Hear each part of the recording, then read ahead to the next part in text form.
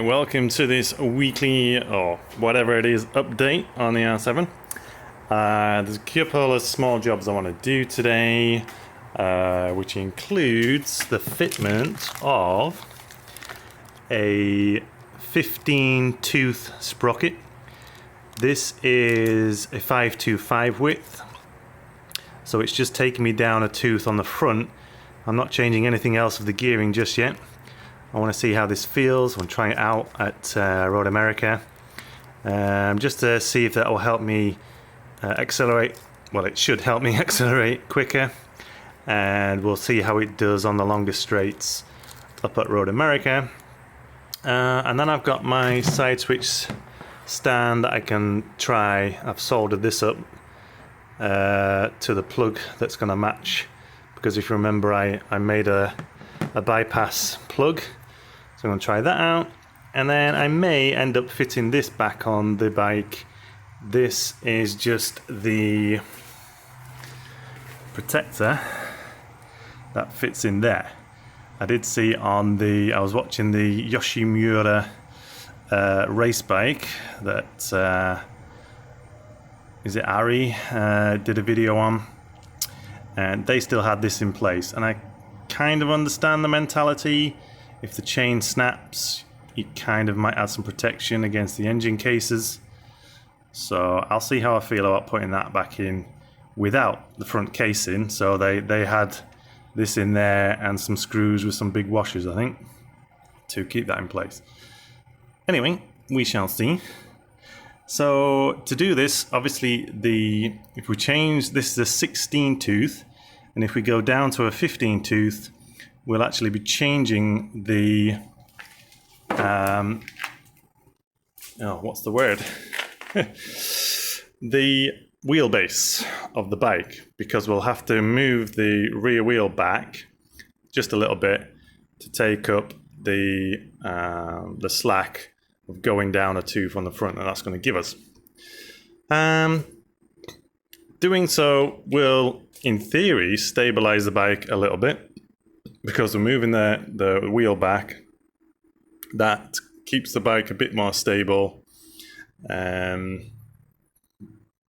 theory, again, this is all fractions of a thing, but it would technically stop us or slow down the steering rate, but that's not been an issue so far. Stability has been a bit of an issue. So moving that back might help with a bit of stability, but it will also, if you think about it, it will actually raise a fraction the back end of the bike, which if you've watched my previous video just last week, or the last video that I put up, that's actually going to change the trail on the front again. Again, it might be fractions, so we'll see how we go with it. Anyway, just bear that in mind.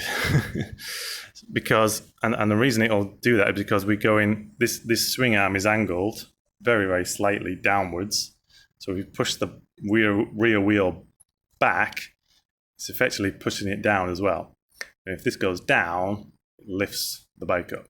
Anyway, not to bore you too much. And then what I want to do is try and set up my sag. This I cannot do by myself, so I'm going to have to get my helper, my girlfriend, to try and help me measure my sag settings as well. But that might be off the camera. She doesn't want to be on camera. Fair enough.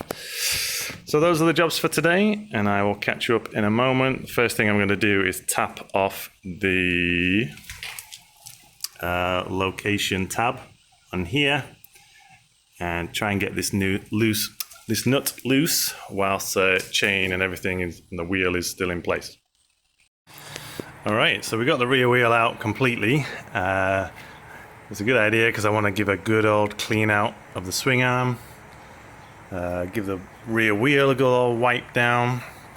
I think I'm even going to remove this metal ring, which is something about stopping the chain, if it ever comes too slack, from slipping down and damaging the swing arm, but that's never ever happened in my entire history of motorcycling, so I'm going to take that off and bin it, because we don't need that extra little bit of weight there. And it's always good practice to take your wheel out whenever you can, especially if you're thinking about track days, because sometimes you might have to do this in a rush on your track day, blah blah blah. Anywho, this is all off as well. I used the what do you call it, impact gun on this time. I've never done that before. I've always used a huge big arm and a way to stop the wheel from turning, usually with a big bar through the wheel. But I thought I'd use the luxury of the impact gun this time. So we're going to swap this out and come back. Okay, so it's amazing what a little bit of WD-40 can do. We've removed that ring, given the sprocket a nice clean up, given the wheel a good wipe, got rid of some of the rubber marbles that we got off the track, wiped them off. We need to tighten these up to 59 foot-pounds, and we're going to do that in a star pattern. So start here perhaps, then there, then there, then there, then there. However it goes. We're going to tighten up in a star pattern just to make sure everything's nice and even until we get to our 59 foot-pound. So as expected, we have a huge amount of slack in the chain right now. So I am going to wind up the adjusters, equal turns on both sides, and I will count them. Equal turns. Probably I'm going to do like, when I say turn, I usually count half turns. So, sorry, I'm not focusing very well. So 1, 2, 3, 4 on both sides, and then we'll check the slack. What you can do as a guide is put some kind of socket extension into the chain and the sprocket, and that will bring your chain tight against the adjusters, and you can get an idea if you're getting close or not. Now, I did actually loosen up my adjusters at the very start, so I knew I'd wound 4 half turns off on the nuts already, which is why it was super slack. Because, like I say, we are moving the wheel back with this sprocket. So I've moved those 4 back in. You can see that we're very tight.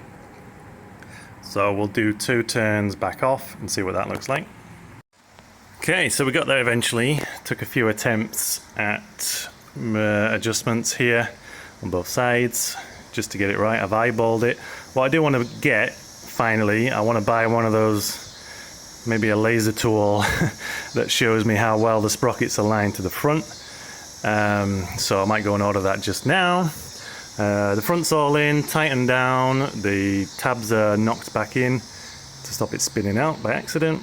So I'm just going to button up the gear change, back again, the shift rod there, and that will be that job done. And then on to the last couple of other bits and bobs that I've got going on. Okay, so the side stand is back in place, as is the switch, and it just works. I've just tested it. As soon as I knock the stand down in gear, we cut off the engine. So everything's buttoned up, the gear, side stand switch wiring. I just need to tidy up the routing on that. It's not ideal, it's not right where it needs to be right now. So next, I think we're just going to be trying to set up some sag on this rear end. And then I pretty much need to go and ride the thing.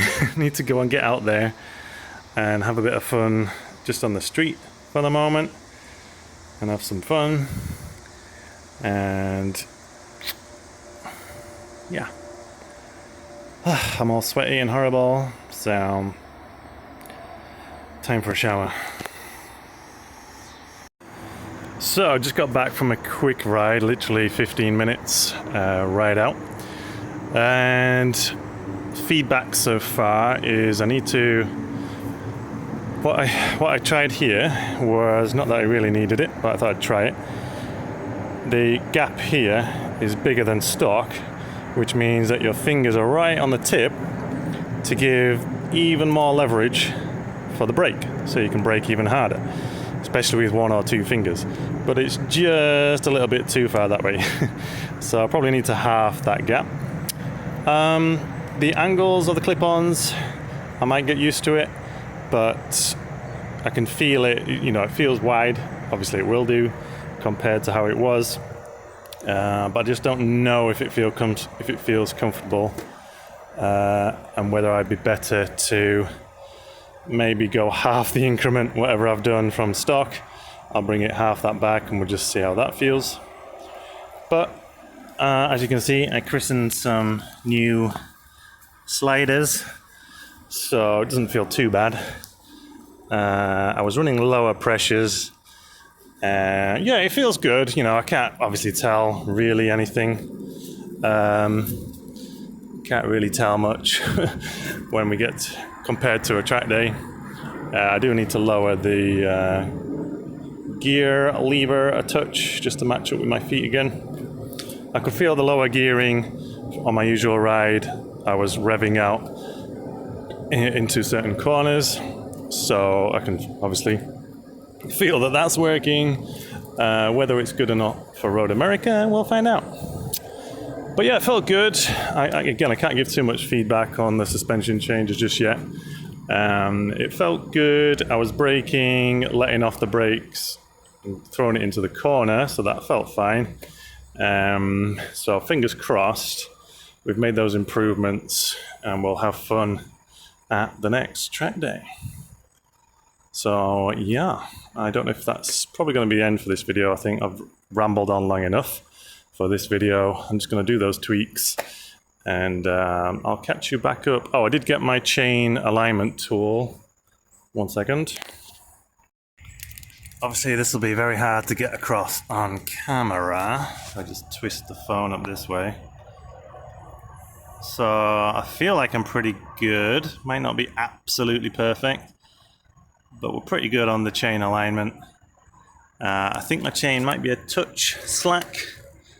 Don't know, so I might check that again, and if I need to, then I can make any further fine adjustments too.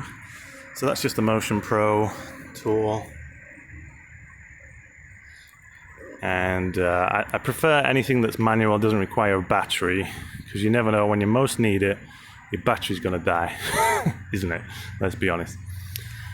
All right, I'm gonna end the video here then. I did wind off the preload on the shock as well, because I had that still on track settings. So I did wind that off. I've not done the sag yet on that, just not had a chance. I've been busy trying to weld up this patch panel on the truck. Don't judge it too harshly because there's going to be a fender flare going on it, but not too bad a job. Alright guys, that's it. Stop rambling. Finish the video, and I'll see you guys in another edition.